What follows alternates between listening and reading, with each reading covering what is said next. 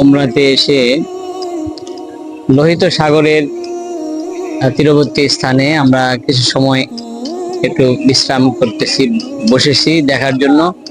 পাশেই আমরা দেখতে পাচ্ছি মসজিদে রাহমা। আর সম্মানিত দেওয়ান হজ কাফেলার হাজী সাহেবগণ এই যে লোহিত সাগর, এই লোহিত সাগরের পাশেই তারা মনোমুগ্ধর পরিবেশে তারা বসে সময় কাটাচ্ছেন।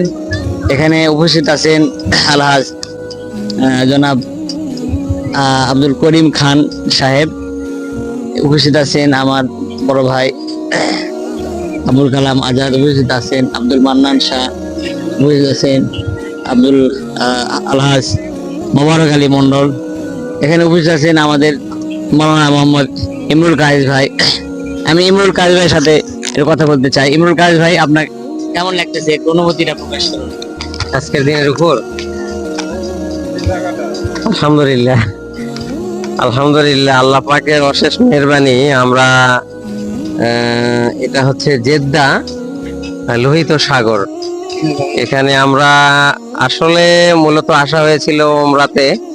তো আল্লাহ পাক যেহেতু বলছে যে তোমরা জ্ঞান অর্জনের জন্য সফর করো, এই জন্য এখানে আমার মুআল্লিম সাহেব আমাদেরকে নিয়ে আসছে। আলহামদুলিল্লাহ, যথেষ্ট ভালো লাগছে। এখানে নতুন কিছু জিনিস বা নতুন কিছু অভিজ্ঞতা এখানে আমরা দেখতে পেয়েছি।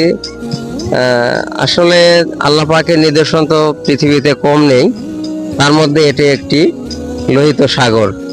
আলহামদুলিল্লাহ, খুশি, আমরা অনেক খুশি। আল্লাহ পাক ওনাকে, আমাদের সবাইকে, যারা আসতে পারেন নাই তাদেরকেও আমাদের সঙ্গে সঙ্গে কবুল করুক। আমিন। এখানে উপস্থিত আছেন আবুল কালাম বড় ভাই, উনি একটু কিছু বলুক। আলহামদুলিল্লাহ, আমি এই লোহিত সাগরের পাড়ে আসে আমি অসংখ্য ধন্য আল্লাহ তাআলার কাছে। আল্লাহ তাআলার অশেষ নিয়ামত দেখার জন্য আমাকে আল্লাহ কবুল করেছে, এই জন্য আল্লাহ পাকের দরবারে এবং আমার মুআল্লিম সাহেব নিকট আমি চিরকৃতজ্ঞ। মাশাআল্লাহ, আমার আবুল কালাম আজাদ ভাই উনি যে কথাগুলি বললেন, মনোমুগ্ধকর কথা বলেছেন। আমার এখানে শ্রদ্ধা ব্যক্তিত্ব আছেন আলহাজ জনাব মোহাম্মদ আব্দুল করিম খান, ওনাকে দু একটি কথা বলার জন্য বলতেছি। কেমন আপনার অনুভূতিটা কেমন লাগতেছে? আলহামদুলিল্লাহ, এখানে এসে আমরা খুব আনন্দিত হলাম এবং লোহিত সাগরের ইয়াতে আমরা দাঁড়িয়ে হাওয়া বাতাস খাচ্ছে এসেছি, খুব ভালো লাগতেছে।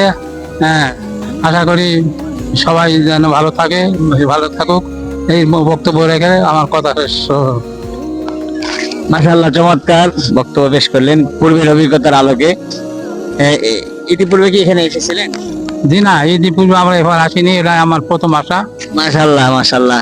আমার চাচা তার দুই ওয়াইফকে সঙ্গে নিয়ে এসেছেন, আমরা তাকে মোবারকবাদ জানাই। এখানে উপস্থিত আছেন আব্দুল মান্নান শাহ। দাদা, একটু কথা বলবেন?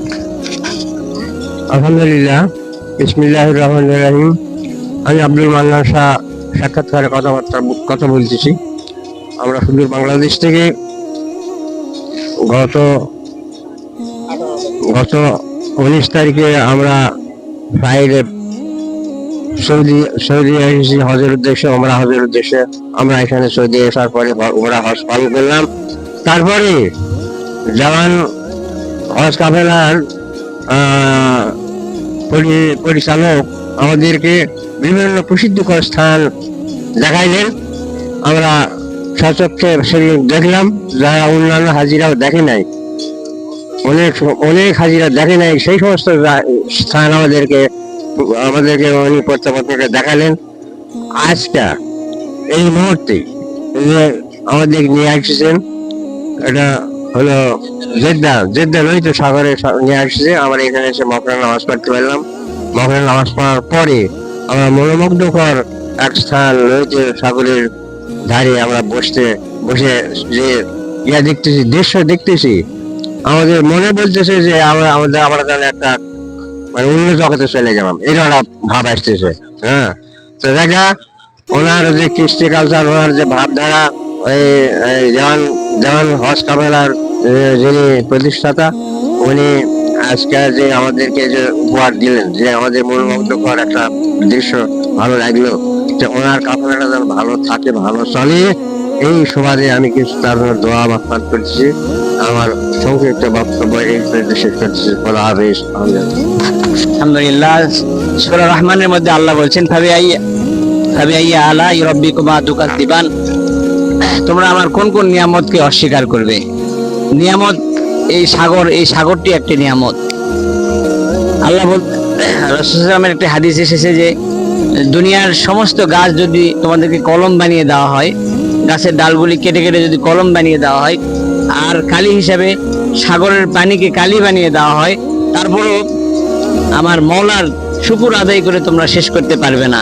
পেয়ারা হাজিরিন, আমরা এসব দেখে যেন আরো ইমানকে দৃঢ় রূপে গ্রহণ করতে পারি, ইমানকে আরো আমরা আমাদের বিশ্বাস আরো যেন দৃঢ় করতে পারি, এবং যারা আল্লাহ ভোলা মানুষ আছে তাদেরকে আমরা দাওয়াতের কাজ করে মেহনত করে তাদেরকে আল্লাহওয়ালা করতে পারি, এবং আমরাও দিনের পথে থাকতে পারি। আল্লাহ আমাদের সকলকে তৌফিক দিক। ওমা তৌফিকি ইল্লা বিল্লাহ। আসসালামু আলাইকুম রহমতুল্লাহি বারাকাতুহু।